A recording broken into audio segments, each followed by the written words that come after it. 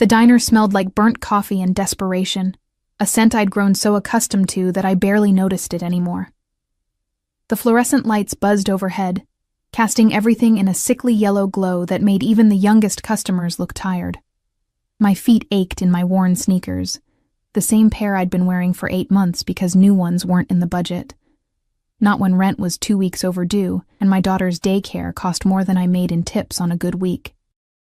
I moved between tables like a ghost, refilling coffee cups and forcing smiles that never quite reached my eyes. The other waitresses had long since stopped trying to make conversation with me. I was the quiet one, the one who kept her head down and never complained, even when Jerry the cook accidentally brushed against me in the kitchen or when customers snapped their fingers at me like I was a dog. "Table 7 needs more water," Diane barked from behind the counter, not bothering to look up from her phone. She was the kind of woman who'd been beautiful once and couldn't quite accept that those days were behind her. Now she just wore too much makeup and treated the younger waitresses like competition.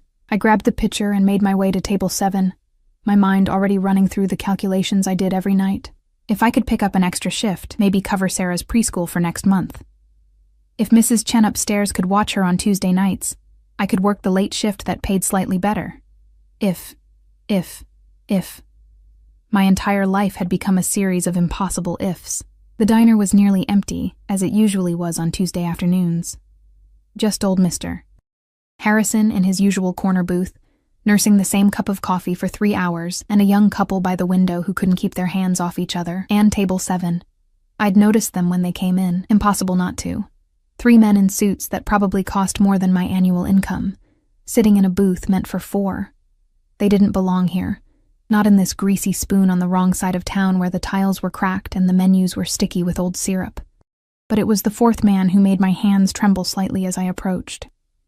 He sat with his back to the wall. I noticed that immediately, the way his dark eyes scanned the room constantly, cataloging exits and threats. He wore a black suit that fit him like it had been tailored to his exact measurements. And even sitting down, I could tell he was tall. His hair was dark, touched with silver at the temples, and there was something about the way he held himself that screamed danger and power in equal measure. The other 3 men fell silent as I approached, their conversation dying mid-sentence. One of them, a bull of a man with a neck wider than my thigh, actually straightened in his seat, his hand moving subtly toward his jacket. I tried not to think about what might be hidden there. "More water?" My voice came out smaller than I intended, and I hated myself for it. I'd learned long ago that showing weakness only invited more pain, more exploitation.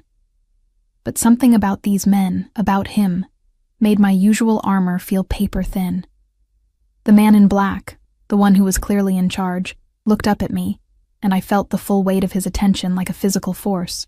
His eyes were the color of smoke, gray and impenetrable, and they studied me with an intensity that made my skin prickle, not the way Jerry looked at me, with crude hunger. This was different, calculating, dangerous. "Yes, thank you," he said, his voice low and accented in a way I couldn't quite place. Eastern European, maybe. Russian? His English was perfect, but there was something underneath it, something that spoke of cold winters and harder streets than the ones I knew. I poured the water with shaking hands, trying not to spill. The bull-necked man watched me like I might pull a weapon from my apron. The other 2, one thin and weasel-like, the other young and pretty in a dangerous sort of way, seemed to be waiting for some signal from their boss. "Will there be anything else?" I asked, already backing away, wanting nothing more than to return to the safety of the counter where Diane was still scrolling through her phone. Actually, the dark-haired man's phone buzzed, and he held up one finger, gesturing for me to wait.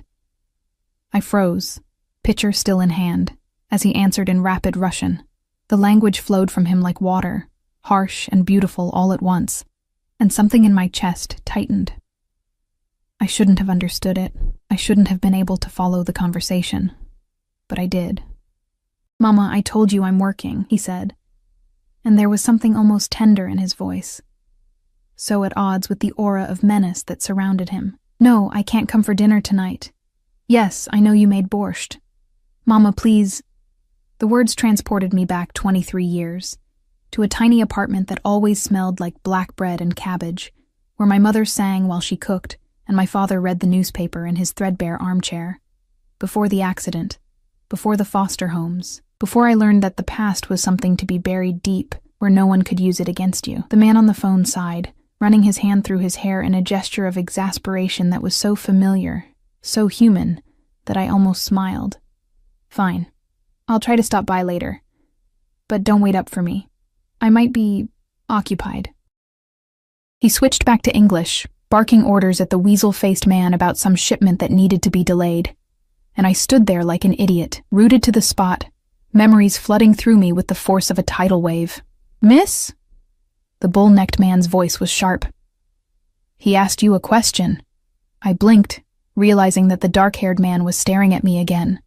Those gray eyes narrowed slightly. I'm sorry, what? I asked if the kitchen could prepare chicken soup, he repeated. And there was something new in his voice now. Curiosity? Suspicion? My mother keeps insisting I'm not eating properly. The words were out before I could stop them, tumbling from my lips in Russian before my brain could catch up to my mouth. All mothers think their sons don't eat properly. It's in the job description. The silence that fell over the table was absolute. The bull-necked man's hand moved inside his jacket. The weasel-faced man half stood from his seat. The pretty one's eyes went wide with something that might have been fear or excitement. I couldn't tell which, but it was the dark-haired man's reaction that terrified me most. He went utterly still, his entire body tensing like a predator about to strike. Those gray eyes fixed on me with an intensity that made it hard to breathe, and I watched as shock gave way to something else. Something calculating and far more dangerous. You speak Russian. It wasn't a question. His voice had gone soft, deadly soft, and I realized with growing horror that I'd made a terrible mistake. My throat closed up. The pitcher slipped from my nerveless fingers, and I watched as if in slow motion as it shattered against the tile floor, water and broken glass spreading across the worn linoleum. I'm so sorry, I gasped, dropping to my knees immediately, my hands shaking as I tried to gather the pieces. This was it. Jerry would fire me. I couldn't afford to lose this job. I couldn't afford to lose anything. Leave it. The command was quiet but absolute. I looked up to find the dark-haired man standing over me, having moved with a speed and silence that should have been impossible for someone his size. He extended a hand, and I stared at it like it might be a trap. Which it probably was. His hands were large, I noticed, with long fingers and scars across the knuckles. Hands that had built things. Broken things. The watch on his wrist probably cost more than everything I owned combined. I said, leave it, he repeated, his accent thicker now. And there was something in his voice that made obedience instinctive. I took his hand, warm, calloused, strong, and let him pull me to my feet. He didn't let go immediately, and I found myself standing far too close to him. Close enough to smell his cologne, something expensive and dark, with notes of leather and smoke. Where did you learn to speak Russian? He asked, still holding my hand, his thumb pressing against my pulse point in a way that was probably not accidental. He would feel how fast my heart was racing. He would know I was terrified. My parents... I couldn't think straight with him this close, with those eyes boring into mine like he could see every secret I'd ever kept. They were immigrants from Moscow. They died when I was young. It was the truth, or part of it. The sanitized version I gave to the rare person who asked. I didn't mention the car accident that killed them both when I was 7. Didn't mention the 15 foster homes, the high school I barely graduated from, the string of bad decisions that had led me here, to this moment, with my hand in the grip of a man who was clearly dangerous in ways I couldn't begin to understand. Moscow, he repeated, and something flickered across his face. What was your family name? Why? The word came out sharper than I intended, and I saw the bull-necked man tense again, but I was tired of being pushed around, tired of being afraid. Even if this man could probably destroy me with a phone call. Why does it matter? A smile ghosted across his lips. Not a kind smile, but not entirely cruel either. Because, little waitress, you just spoke to me in a dialect that hasn't been common in Moscow for 30 years. The same dialect my mother speaks, the same dialect used in a very specific neighborhood that no longer exists. My blood ran cold. I tried to pull my hand back, but his grip tightened. Not painful, but inescapable. "I'm nobody," I whispered. And it was the truest thing I'd said all day. Just a waitress. I don't know anything about dialects or neighborhoods. I'm nobody. "No," he said softly, his free hand coming up to tilt my chin, forcing me to meet his eyes. His touch was gentle, but I could feel the steel underneath it. The promise of violence held carefully in check. "I don't think that's true. I think you're somebody very interesting." "Victor." The weasel-faced man's voice was urgent. "We need to go. Mikhail just texted. There's been a situation at the port." The dark-haired man, Victor, didn't look away from me. "Handle it." "But," I said, "handle it." The temperature in the room seemed to drop 10 degrees. "I have more pressing matters to attend to here." He released my chin but not my hand, and I watched in growing horror as he reached into his jacket. The bull-necked man moved closer, protective, and I realized that whatever Victor was reaching for, his men thought he might need defending. From me, a broke waitress who weighed 115 pounds soaking wet. But what he pulled out wasn't a weapon. It was a business card, expensive and understated, with just a phone number embossed in silver. "You're going to call me," he said, pressing the card into my palm. "Tonight." I can't, you will." His thumb traced across my knuckles, a gesture that might have been comforting from anyone else, but from him felt like a brand, a mark of ownership. "Because if you don't, I'll come back. And next time, I won't be so patient." It wasn't exactly a threat, but it wasn't not a threat either. "I need to clean up this glass," I said desperately, looking down at the shattered pitcher. Your boss will do nothing." Victor finally released my hand, and I felt the loss of his heat like a physical blow. He pulled out a wallet, leather, probably Italian, and dropped several $100 bills on the table.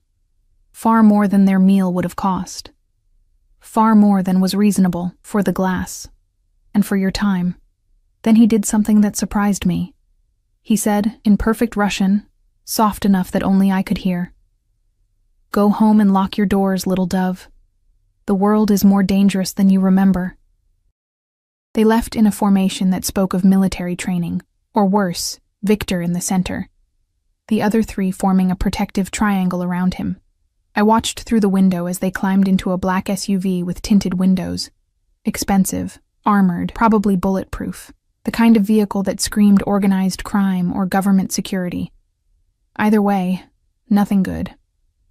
The pretty one opened the door for Victor, and I saw another car pull up behind them, another SUV, more men in suits. An entire convoy, for one man having lunch at a dying diner. Who the hell had I just spoken to? My hands shook as I bent to clean up the glass. Diane's shrieking about the mess barely registering. The business card felt like it was burning a hole through my apron pocket. I should throw it away. I should forget this ever happened. I should go back to being invisible, to keeping my head down and my past buried. But I knew, with a certainty that chilled me to the bone, that it was already too late. Whatever I'd started with that one careless sentence in Russian, there was no taking it back now. I didn't call.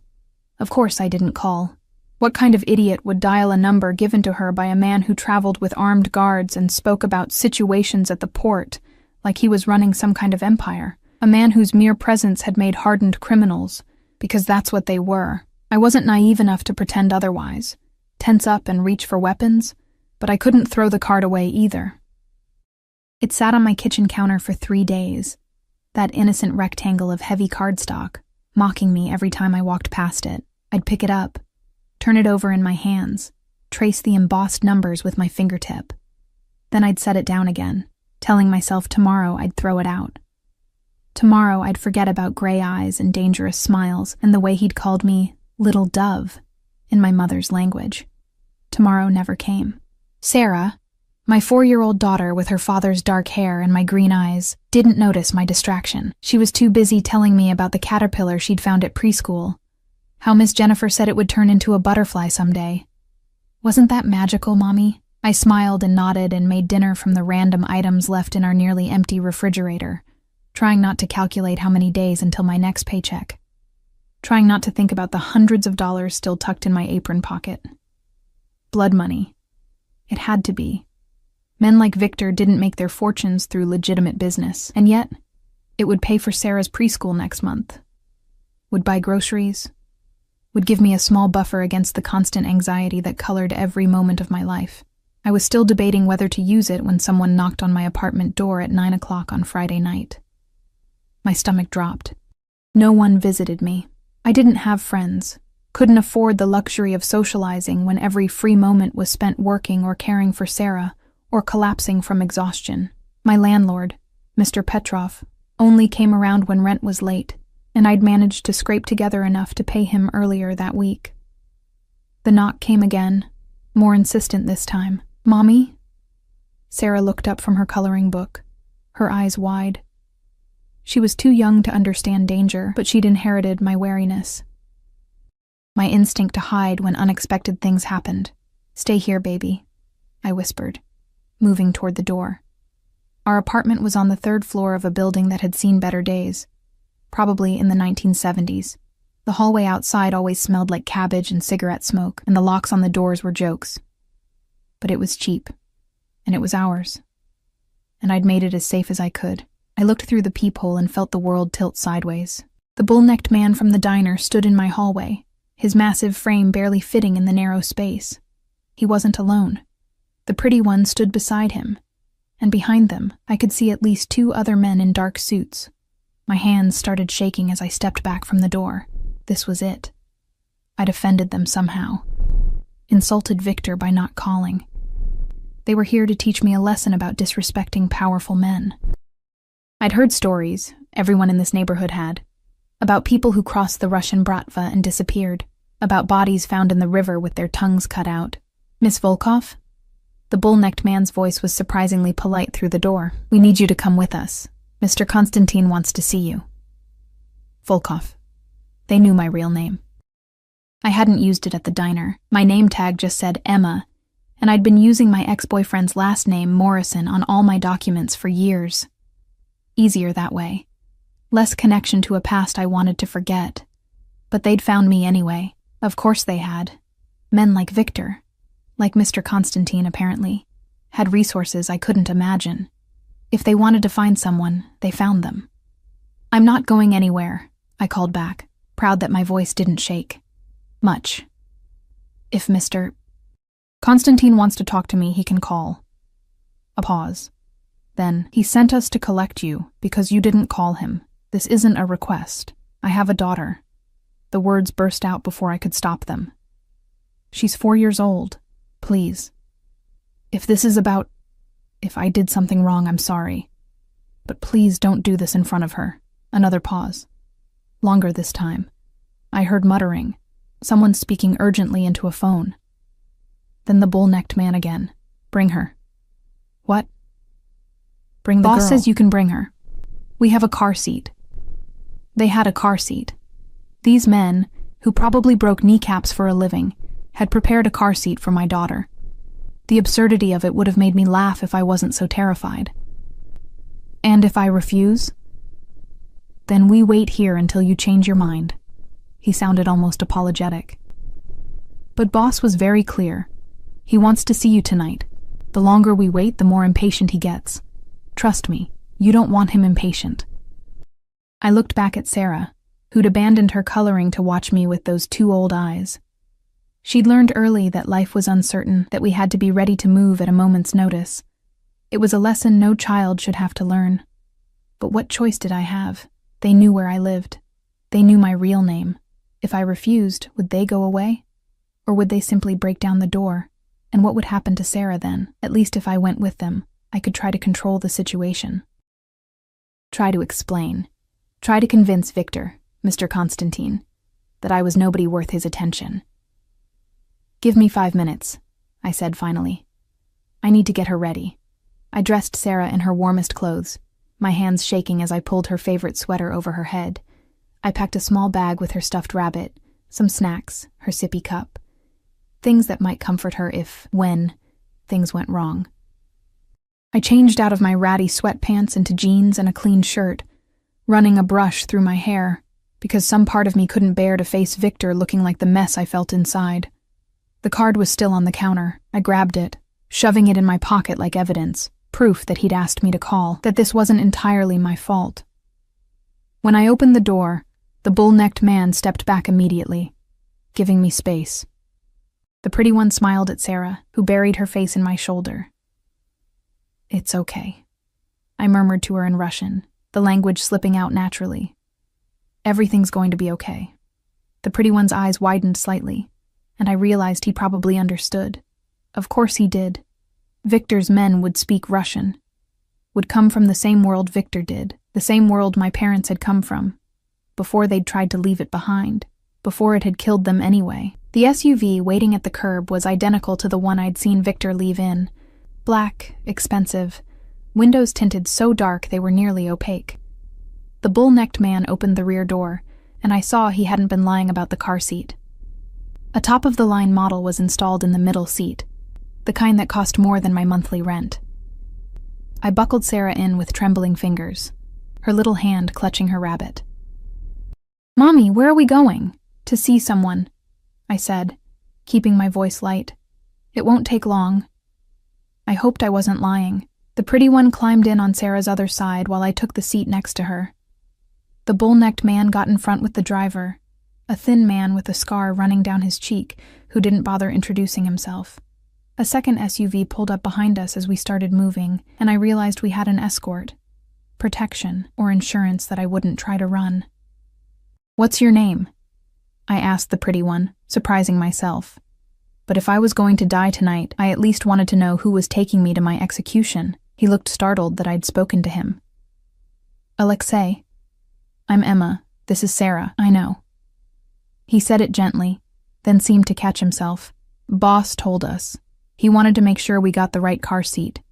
Asked how old she was, what size." Victor had asked about my daughter, had made sure she'd be safe and comfortable while his men dragged us to... Where? Where were we going? I looked out the window, trying to track our route, but the tinted windows made everything dark and distorted. We were heading away from my neighborhood, toward the nicer part of the city where I only went when I picked up extra catering shifts. The buildings got taller, cleaner, the streets better maintained. Sarah had fallen asleep, her head lolling against the car seat, exhausted from the excitement.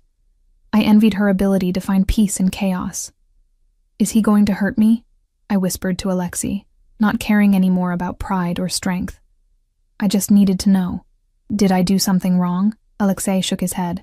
"Boss doesn't hurt women, not unless they've done something truly unforgivable. And definitely not." He glanced at Sarah. "Not in front of children." It wasn't exactly reassuring, but it was something. We drove for 20 minutes, finally turning into an underground parking garage beneath a building that looked like it housed expensive condos. The kind of place where doormen wore uniforms and residents owned dogs that cost more than cars.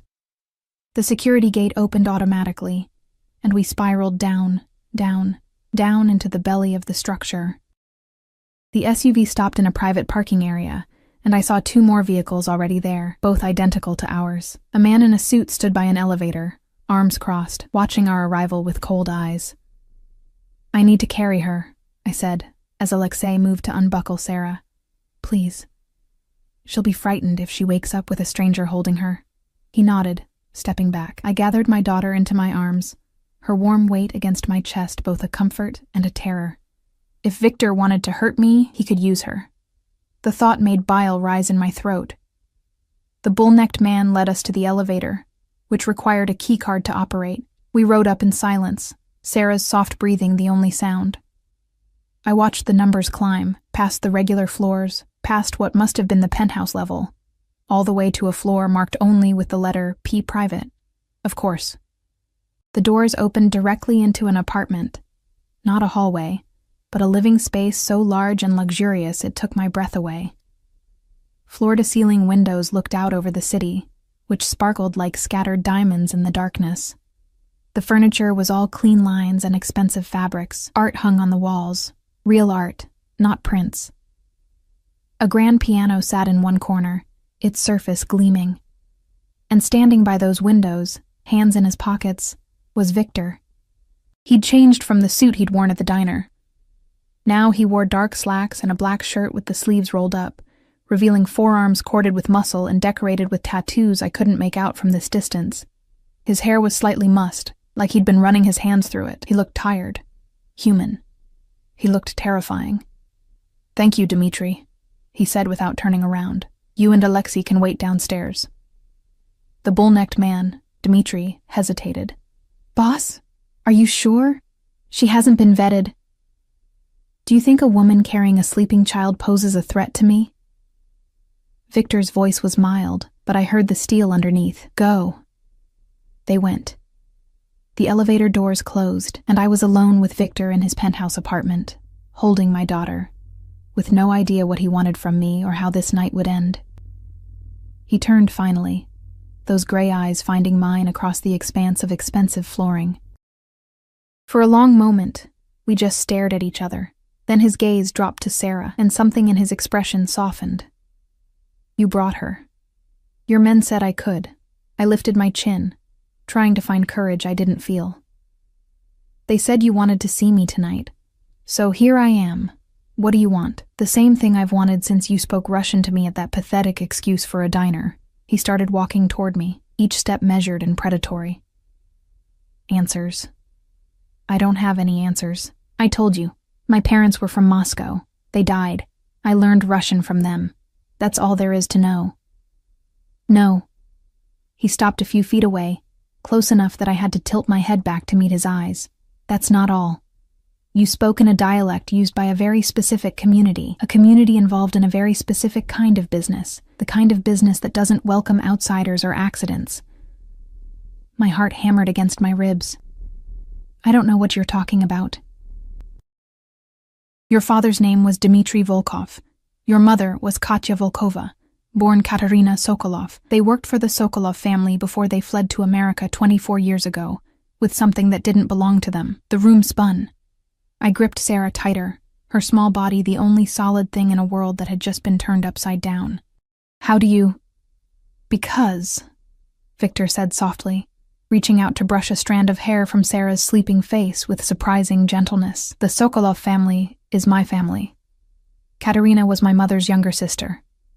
Which makes you, little dove, my cousin." The word hung in the air between us like smoke, impossible to grasp but impossible to ignore. Cousin. "That's not possible," I whispered. But even as I said it, memories were flooding back. My mother's face, younger than I was now, laughing as she spun me around in our tiny kitchen, the way she'd always tense when certain songs came on the Russian radio station. How my father would check the locks obsessively, 3 times every night, like he was waiting for something terrible to break through. The car accident that killed them, the way the police had called it a tragedy. A patch of black ice on a clear summer night. How quickly the case had been closed. How thoroughly their lives had been erased, leaving behind only a 7-year-old girl who barely remembered her own language. "Sit down," Victor said, and it wasn't a request. He gestured toward a leather sofa that probably cost more than everything I'd ever owned combined. "Before you fall down." My legs were shaking. He was right. I moved to the sofa on autopilot, adjusting Sarah so she was curled against my chest. She murmured something in her sleep, her small hand fisting in my shirt. Victor disappeared through a doorway and returned with a blanket, cashmere, soft as a cloud, which he draped over Sarah with a care that seemed at odds with everything else about him. Then he sat in the chair across from me, elbows on his knees, those gray eyes never leaving my face. "My mother has spent 24 years believing her sister was dead," he said quietly. "Killed by the same people who murdered most of our family in the power struggle that followed my grandfather's death. She mourned Katya, lit candles for her every year on the anniversary of the massacre, but she wasn't dead. The words felt like they were being dragged from somewhere deep inside me. She was here. With my father. With me. Yes." Victor's jaw tightened. "Because your father, Dmitri Volkov, was supposed to be protecting my family. He was head of security for the Sokolov operation. My grandfather trusted him with everything. And when the Chechen syndicate made their move, when they came for us in the night, Dmitri took Katya and ran. Left my grandfather to die, left my uncle bleeding out in the street. left my mother, who was 8 months pregnant with me, to defend herself. The bitterness in his voice was like acid. I held Sarah tighter, my mind racing. My father, who'd taught me to ride a bike and read me stories before bed, had been a coward, a betrayer. Had left people to die so he could save himself and the woman he loved. Maybe he was trying to save her, I said weakly. Maybe he was a coward who valued his own life over his duty.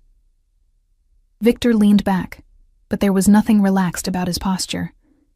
He was coiled tension, violence waiting to be unleashed. Do you know what happened to my family after they fled? My mother gave birth to me in a safe house, alone, except for one loyal soldier.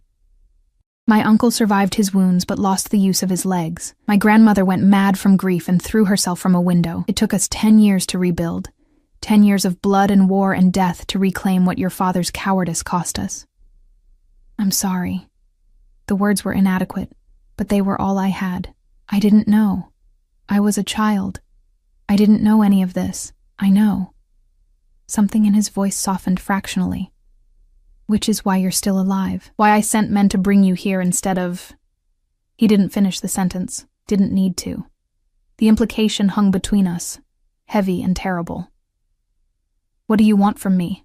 I asked again, forcing myself to meet his eyes. You know who I am now. You know my parents are dead, really dead this time. What's left? Victor stood, moving to the windows that overlooked his glittering kingdom. My mother is dying, he said finally, his voice so low I almost didn't hear it. Lung cancer. The doctors give her 6 months, maybe less. She spent her entire life believing her baby sister was murdered, believing she'd never see Katya again, and now I find that Katya had a daughter. A piece of her that survived. Understanding crashed over me like a wave. You want me to meet her. I want you to give her peace before she dies. He turned to face me, and in the city lights reflecting off the windows, his face was all sharp angles and shadows. I want you to let her see that some part of her sister lived, that Katya found happiness, had a family, even if it was built on betrayal and lies. And if I refuse, his smile was cold. You won't. You can't force me to, can I? He moved toward me again, and I pressed back into the sofa, acutely aware of Sarah sleeping against me. You're barely surviving, Emma. Working at that diner for poverty wages, living in an apartment with locks that wouldn't stop a determined child, raising a daughter alone with no safety net. One bad week, and you're homeless. One illness, and you're drowning in medical debt.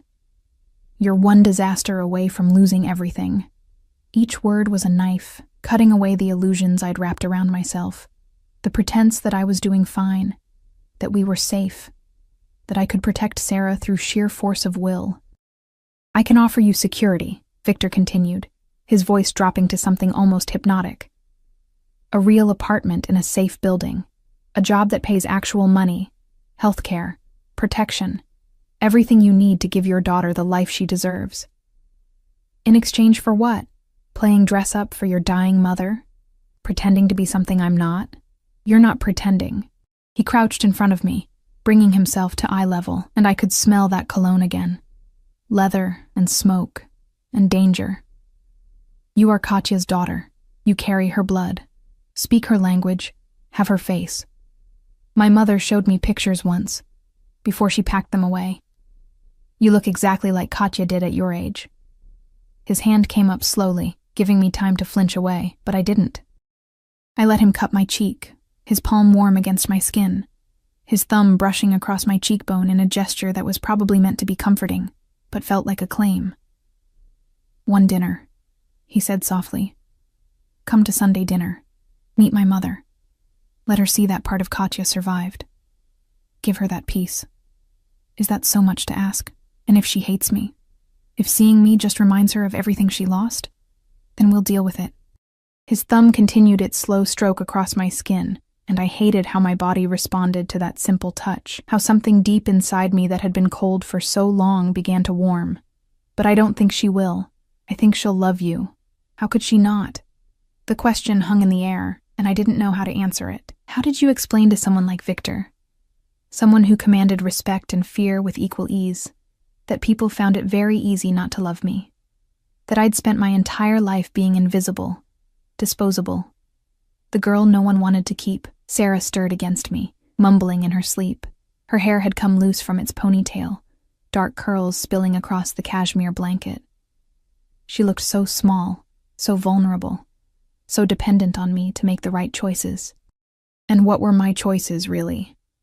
Continue scraping by, one crisis away from catastrophe, or accept help from a man who was clearly dangerous, clearly involved in things I didn't want to know about, but who was offering us a lifeline? What about her? I nodded toward Sarah. Your mother. She'll want to know about Sarah's father, about why I'm alone. Victor's expression darkened. Where is the father? Gone. The word came out bitter. He left when I told him I was pregnant. Said he wasn't ready for kids, for responsibility. I haven't seen him in 4 years. His name. Why? Because no man abandons his child and gets away with it. The menace in Victor's voice was unmistakable. Not while I'm breathing. It doesn't matter, I said quickly, alarmed by the violence I saw gathering in his eyes. He's nobody. He wanted nothing to do with us, and I wanted nothing from him. It's been just Sarah and me for 4 years, and we're fine. You're not fine. You're drowning. Victor stood abruptly, pacing toward the windows and back like a caged animal. But you don't have to drown anymore. Accept my offer, Emma. Come to dinner Sunday. Meet my mother. Let me help you. And after dinner? What then? Do I go back to my life and pretend this never happened? He was quiet for a long moment, staring at me with an intensity that made my skin prickle. We'll discuss that after you meet my mother. One step at a time. When it was a non-answer, which meant the answer was probably something I wouldn't like. But what choice did I have? He'd already proven he could find me anywhere. Already shown that he had the power to disrupt my life whenever he wanted. At least this way, I had some illusion of control. One dinner, I said finally. I'll come to one dinner, but I have conditions. His eyebrow arched. You're in no position to make demands. Maybe not, but I'm making them anyway. I adjusted Sarah carefully, making sure she was still asleep. You don't tell your mother about my father. Let her believe whatever story she needs to believe about how Katya died. I won't let you destroy her peace just to get revenge on a dead man. Victor considered this, his expression unreadable, agreed. What else? Sarah comes with me, everywhere. I don't leave her with strangers, of course. And after dinner, if your mother doesn't want to see me again, you leave us alone. No more surprise visits, no more men showing up at my apartment. We go back to our lives. No. The word was flat, final. That's not negotiable. Why not? Because your family. He said it like it explained everything, like it justified anything he might choose to do. And I protect what's mine. Whether you like it or not, Emma, you're under my protection now. That doesn't end after one dinner. I'm not yours, I said. But even to my own ears it sounded weak. Aren't you? He moved closer again, and I felt trapped between the sofa and his overwhelming presence. You're wearing my family's blood, speaking my family's language, living in my city under my watch. What part of you isn't mine? The possessiveness in his voice should have terrified me, should have sent me running, but instead, some traitorous part of me felt safe, protected. Like maybe, for the first time since my parents died, someone was offering to catch me if I fell. It was a dangerous feeling, maybe the most dangerous one of all. I need to take her home, I said, looking down at Sarah. She has preschool in the morning. Dmitri will drive you. Victor pulled out his phone, typing something quickly. And tomorrow, someone will come to your apartment to measure for new locks. Real ones. The kind that will actually keep people out. I can't afford. You're not paying. He cut me off with a look. Consider it a gift. From family. That word again. Family. I'd been alone for so long. I'd forgotten what it meant to belong to something larger than myself, but Victor's version of family came with strings attached, strings that looked a lot like chains. The elevator arrived, and Dmitri stepped out, his expression neutral. Ready, boss? Take them home, Victor instructed. Personally. Make sure the building is secure. Post someone outside until the new locks are installed tomorrow. You can't station a guard outside my apartment, I protested. Your neighbors will mind their own business if they know what's good for them. Victor's tone left no room for argument. This isn't a discussion, Emma. You're vulnerable. And I don't allow vulnerability in my family. Not anymore. I wanted to argue. Wanted to insist I could take care of myself. But the truth was, I couldn't. I'd been barely holding on for years. One bad break away from disaster. And now here was someone offering to carry some of that weight, even if his methods were questionable and his motives unclear. Sunday, I said as I stood, gathering Sarah more securely in my arms. What time? I'll send a car at 5. Dinner is at 6. My mother keeps traditional hours. He walked us to the elevator, and just before the doors closed, he caught my wrist gently. Emma, thank you for agreeing to this. It means more than you know. His gratitude was somehow more unsettling than his threats had been. The ride back to my apartment was quiet. Dimitri carried Sarah up the stairs when I started to stumble from exhaustion, his massive arms cradling her like she was made of glass. He waited while I unlocked the door, then did a sweep of the apartment that would have been funny if it wasn't so thorough. All clear, he said finally. Yuri will be outside until morning. If you need anything, he'll help. Why is Victor doing this? I asked suddenly. It can't just be about his mother. There's something else. Dimitri's expression was carefully neutral. Boss's reasons are his own, but I'll tell you this. He doesn't do anything without a plan. And once Victor Constantine decides something belongs to him, nothing in heaven or hell can change his mind. I don't belong to him. Tell him that, not me. Dimitri almost smiled. Good night, Miss Volkov. Lock the door behind me. I did. All 3 locks, for what little good they'd do. Then I carried Sarah to her small bedroom and tucked her into bed, watching her sleep peacefully, unaware that our lives had just changed forever. The business card was still in my pocket. I pulled it out, staring at those embossed numbers in the dim light from the hallway. I'd thought not calling would keep me safe, keep us invisible, but Victor had found me anyway, and now I was caught in something I didn't understand. Pulled into a world I'd spent my whole life trying to escape. My phone buzzed. A text from an unknown number. Sleep well, little dove. Sunday will change everything. I should have been afraid. Should have been planning how to run. How to disappear again. Instead, I saved the number and climbed into bed. And for the first time in years, I slept through the night without nightmares. The next 3 days passed in a blur of changes I couldn't quite process. True to Victor's word, men arrived Saturday morning to install new locks, industrial grade, the kind you'd see on a bank vault. They worked efficiently and silently, nodding respectfully when I offered them coffee but never quite meeting my eyes. When they finished, one of them handed me 3 sets of keys and a card with a phone number. Any problems, you call this number, he said in accented English. Someone will come immediately. I didn't ask who would come or what constituted a problem in Victor's world. The guard outside my door changed shifts every 8 hours like clockwork. Yuri in the evenings, someone named Pavel overnight, and a younger man called Anton during the day. My neighbors stopped making eye contact with me in the hallway. Mrs. Chen, who usually watched Sarah on my late shifts, suddenly remembered she was too busy to babysit. Word had spread fast. Emma Morrison, the invisible waitress nobody noticed, was connected to someone dangerous, someone powerful, someone people crossed the street to avoid. I should have hated it, should have resented the way Victor had inserted himself into my life without permission, marking me as his territory for all the world to see. But when I walked to the corner store Saturday night and the group of men who usually catcalled every woman who passed fell silent and looked away, I felt something I hadn't felt in years. Safe. It terrified me how quickly I could get used to it. Sunday arrived too fast.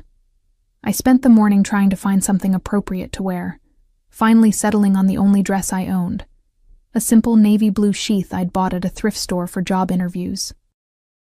It was plain, modest, probably years out of style, but it was clean and it fit. Sarah had a pink dress her preschool teacher had given her, slightly too big, but pretty enough that she twirled in front of the mirror, delighted with herself. "Where are we going, Mommy?" she asked for the 100th time as I brushed her hair into 2 neat braids. "To meet some people," I said, keeping my voice light even though anxiety was eating me alive. "A nice lady who's sick, and her son who wants to help us." "Why does he want to help us?" "Because we're family. Because my father betrayed his family, and he's decided I need to pay that debt somehow. Because he's dangerous and controlling, and I don't know how to say no to him. Because he's kind," I said instead, the lie tasting bitter on my tongue. The black SUV arrived at exactly 5 o'clock. Not Dmitri this time, but Alexei, who smiled at Sarah and complimented her dress in Russian. She giggled, hiding behind my legs, and something in my chest tightened at how easily she responded to kindness. How starved we both were for someone to be gentle with us. The drive took us out of the city proper, into neighborhoods where houses had gates and lawns, and probably cost more than I'd earn in 10 lifetimes. We turned onto a tree-lined street where the homes sat far back from the road, hidden behind stone walls and elaborate landscaping. The SUV stopped in front of wrought iron gates that opened automatically.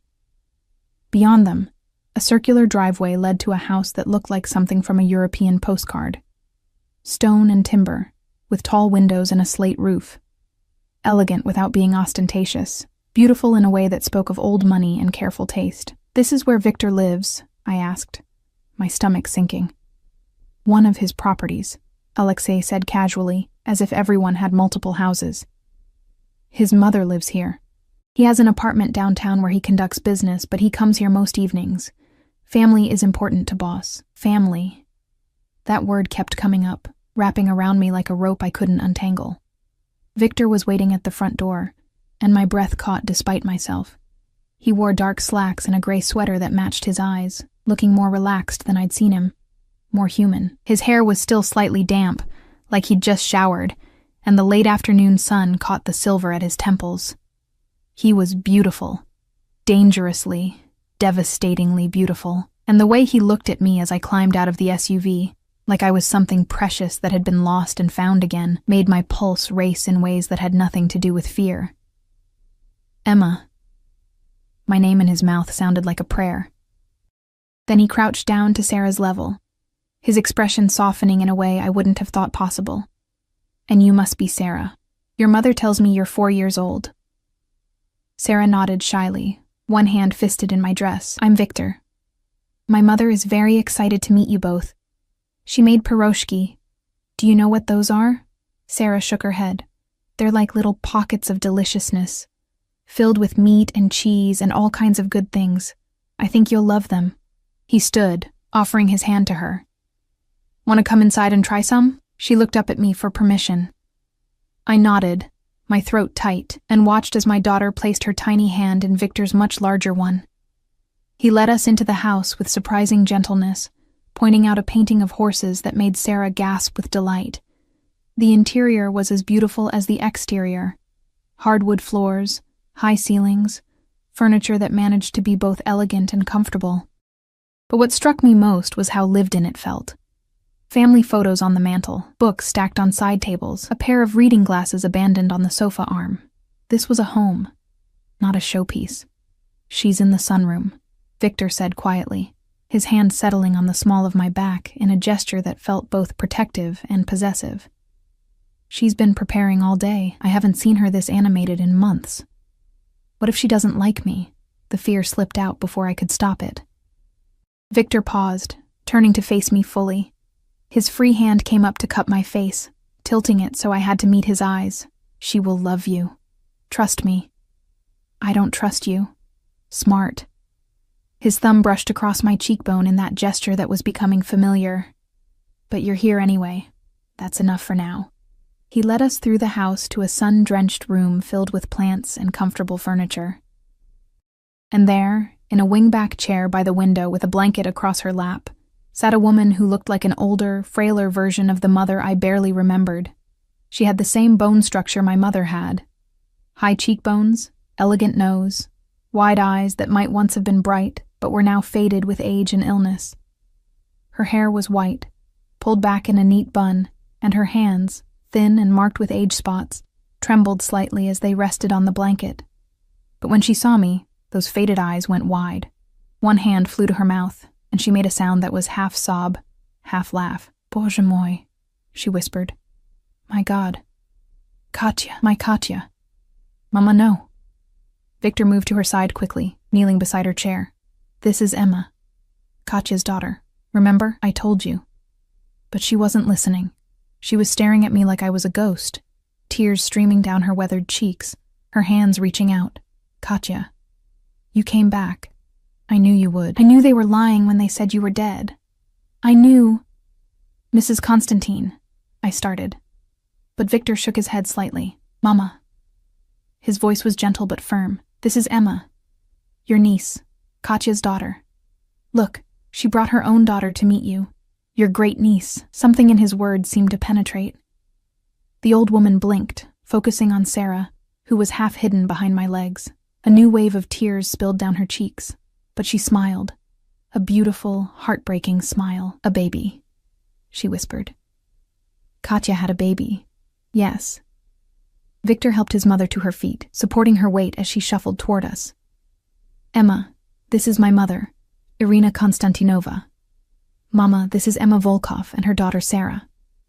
Irina reached out with shaking hands, cupping my face the way Victor had done, her touch feather-light. She studied me for a long moment, her eyes searching mine for something I didn't understand.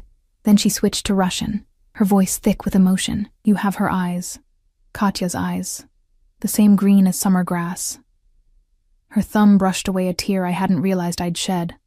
I thought I would die without seeing any part of her again. But here you are. Here you are. I'm sorry, I whispered in Russian, the language flowing more naturally than it had in years. I'm sorry for everything, for what my father did, for the years you lost. I'm so sorry. Shh. She pulled me into a hug that smelled like lavender and old books, her frail body trembling against mine. The sins of the father are not the sins of the daughter. You are blameless, child. You are here. And that is miracle enough. We stood like that for a long moment. This dying woman and I, connected by blood and tragedy and the ghosts of people we'd both loved and lost. When she finally pulled back, she turned her attention to Sarah, who was watching with wide, uncertain eyes. And who is this beautiful girl? Irina asked in careful English, her accent thick but understandable. I'm Sarah, my daughter said softly. Sarah. Irina repeated it like she was tasting the name. A strong name. A good name. Would you like to help an old woman into the dining room? I made special cookies for dinner. Sarah looked at me again, and I nodded.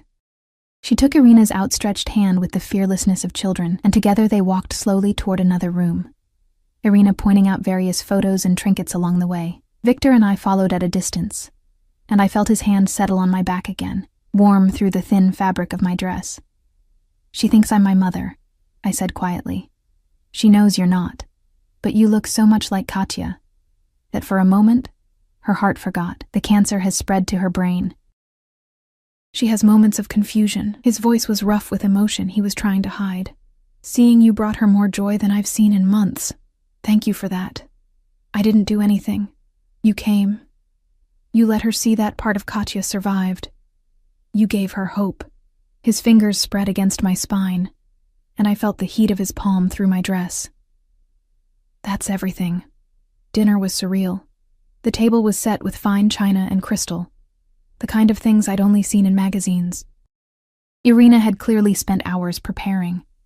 Platters of piroshki, bowls of borscht, a roasted chicken with vegetables, fresh bread, and an array of desserts that made Sarah's eyes go wide with wonder. We ate and talked, Irina asking me gentle questions about my life, my work, Sarah's preschool. Victor watched us with an intensity that should have been uncomfortable, but instead felt protective, possessive, like he was memorizing every moment, storing it away for later.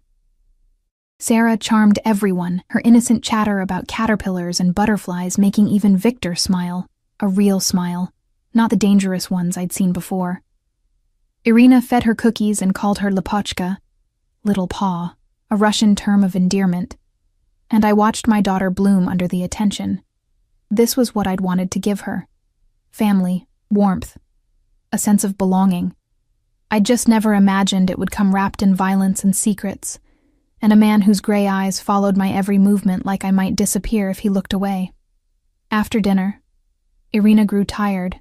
Victor helped her back to the sunroom while Sarah and I cleared plates despite his protests. When he returned, he found us in the kitchen, Sarah helping me rinse dishes while chattering about the cookies. "Leave them," he said. "The housekeeper will handle it tomorrow. I can clean up after myself." "I know you can, but you don't have to. Not here." He leaned against the counter, arms crossed, watching us with that same intense focus. "My mother wants to see you again, next Sunday if you're willing. Victor. She's dying, Emma. Every day she wakes up is a gift, and you make her happy. You make her remember what she's fighting to live for." His voice dropped. "Please, come back next week, and the week after that. However many weeks she has left. How could I say no to that? How could I deny a dying woman the comfort of family, even false comfort built on secrets and lies?" "Okay," I whispered. "We'll come back." "Thank you." He pushed off the counter, moving closer. Too close. I could smell his cologne again, feel the heat radiating from his body. "You're a good person, Emma Volkov. Better than you know. I'm just trying to survive. No." His hand came up, fingers tangling gently in my hair. "You're trying to live. There's a difference, and I'm going to make sure you can." The weeks that followed developed a rhythm I hadn't expected, one that felt dangerously close to normal. Every Sunday, Victor's car would arrive at 5 o'clock. Every Sunday, we'd drive to that beautiful house where Irina waited with food and stories and a love that felt both foreign and achingly familiar. Sarah adored her, climbing into her lap to listen to fairy tales told in broken English mixed with Russian. And Irina, she glowed in my daughter's presence, the pain lines around her eyes softening whenever Sarah laughed. But it wasn't just Sundays anymore. Victor started appearing at the diner on my lunch breaks, sitting at table 7 with whatever men he'd brought that day, ordering food he barely touched while his eyes tracked my every movement.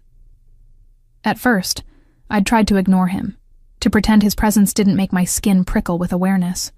But ignoring Victor Constantine was like ignoring a storm, impossible and foolish. "Your boyfriend tips really well," Diane said one afternoon, counting the $100 bills Victor had left. Again. "You should keep him around. He's not my boyfriend." "Sure, honey." "And I'm the Queen of England," she smirked. "The way that man looks at you, like you're the only person in the room, that's not casual." She was right, and that terrified me. Because the way Victor looked at me had changed over those weeks. The calculating coldness had given way to something warmer, more dangerous. Something that made my breath catch when his fingers brushed mine as he handed me his coffee cup. Something that made my heart race when he smiled, really smiled, at something Sarah said. I was falling. I knew it. And I didn't know how to stop. It was the 6th Sunday dinner when everything shifted.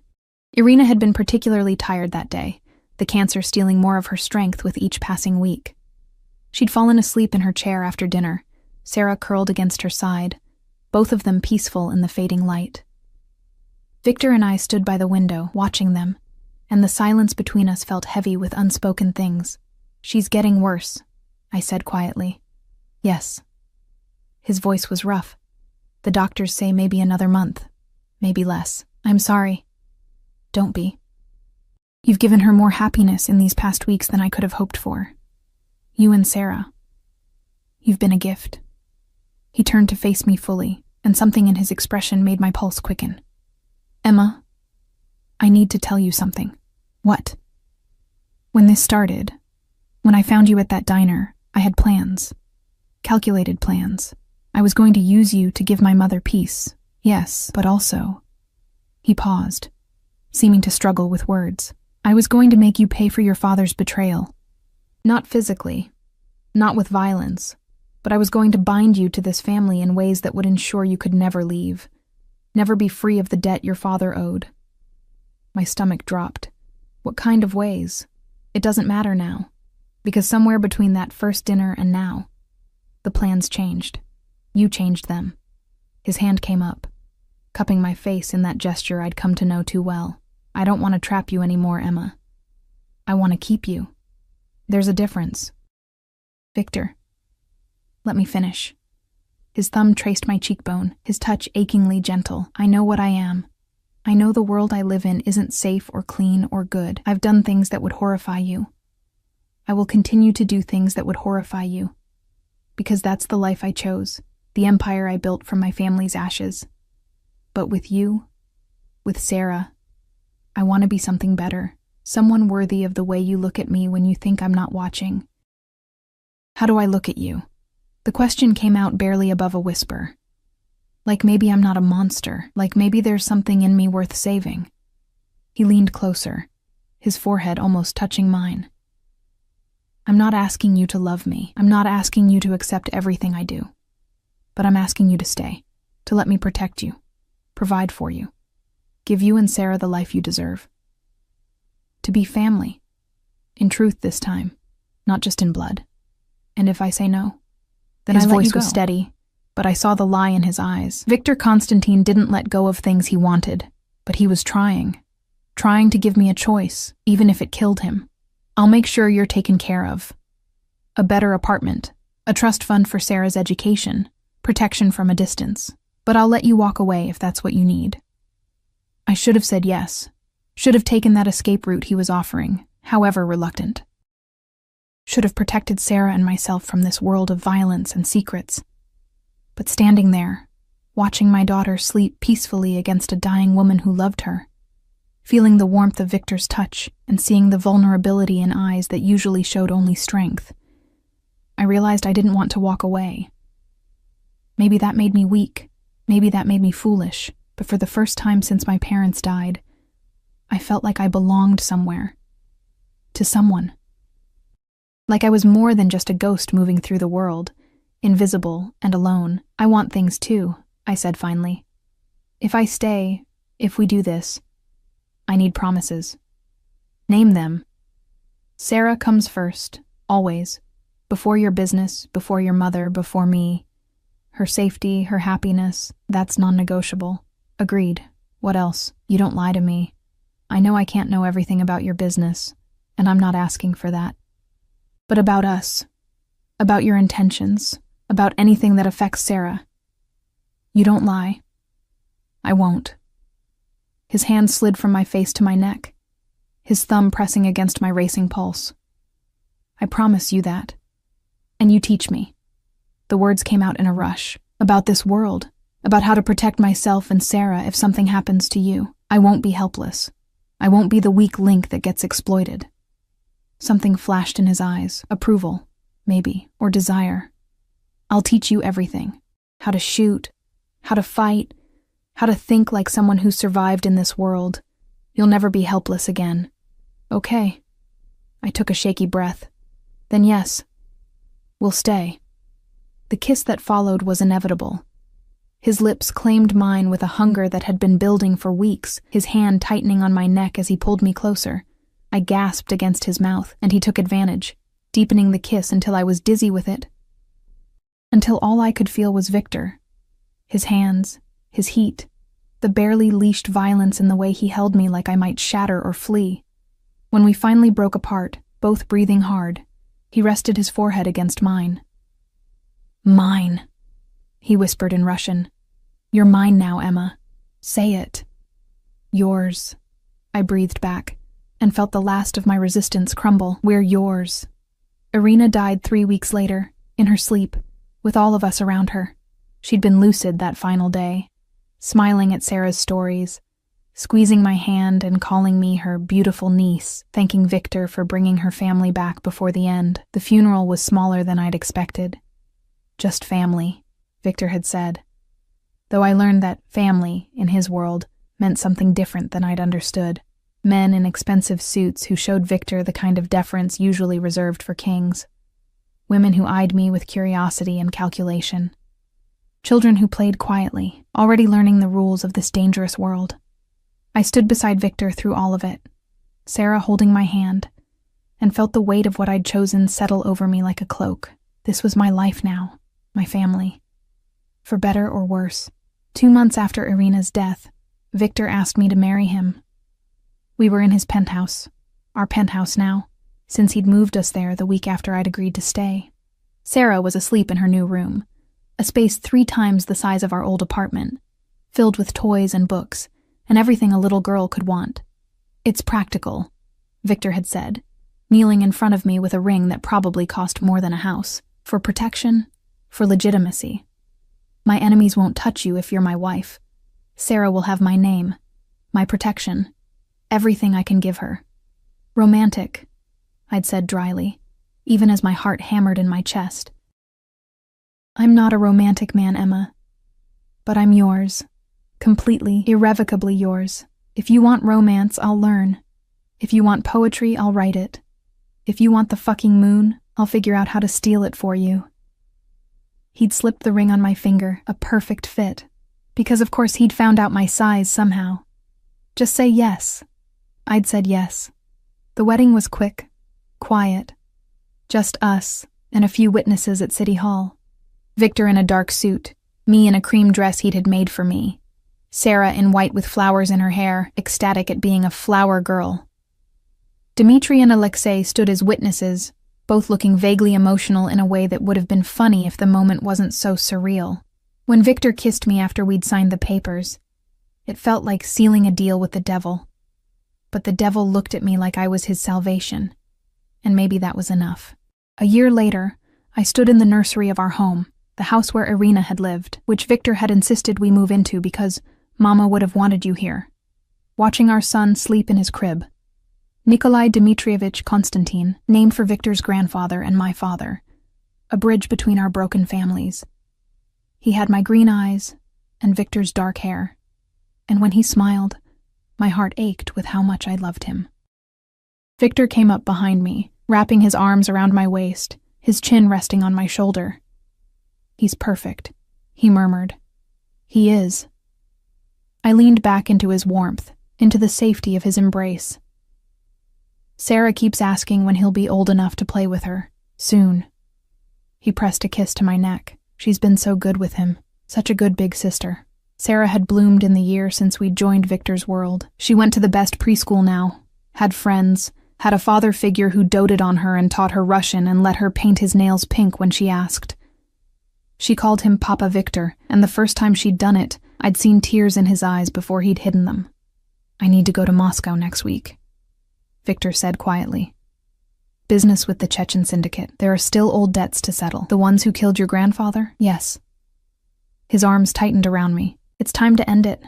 Finally put those ghosts to rest. Be careful." I turned in his arms, looking up into those gray eyes that had once terrified me and now felt like home. "Come back to us. Always." He kissed me, deep and claiming. "You're my reason for everything now, Emma. You and Sarah and Nikolai. I'll always come back." And he did. He always did. Through the dangerous years that followed, through the wars with rival families and the constant threat of violence that shadowed our lives, Victor always came home, bloodied sometimes, exhausted often, but alive and whole, and mine. The life I'd chosen wasn't easy, wasn't safe, wasn't anything like the normal existence I'd once dreamed of for Sarah and myself. But it was ours. I'd gone from being invisible, a ghost of a girl serving coffee and counting pennies, to being the wife of one of the most dangerous men in the city, from having nothing to having everything, from being alone to being surrounded by a family that was violent and complicated and fierce in their loyalty. Sometimes, late at night when Victor was away on business and the house was quiet, I'd remember that afternoon at the diner.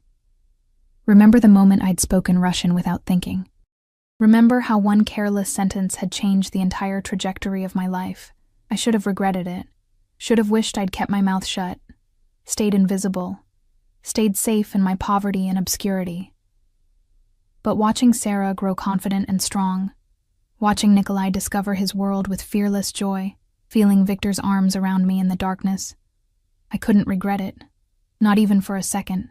"What are you thinking about?" Victor asked, finding me in the nursery one such night, drawn by whatever invisible thread connected us. "How one moment can change everything," I said softly. "How speaking Russian to a stranger in a diner led to all of this." He pulled me against his chest, his heartbeat steady beneath my ear. Not a stranger, he corrected. Family. You just didn't know it yet. And now? Now you're home. He kissed the top of my head, and I felt the truth of it settle into my bones. You've always been coming home to me, little dove.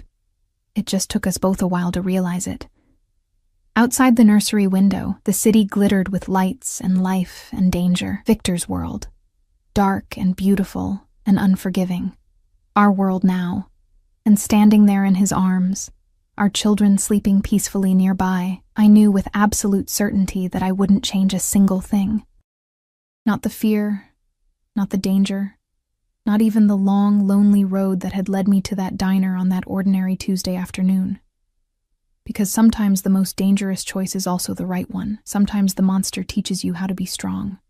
And sometimes family finds you in the most unexpected places, in a pair of gray eyes watching you across a dying diner, in Russian words spoken without thinking, in the steady heartbeat of a man who promised to protect you and actually meant it.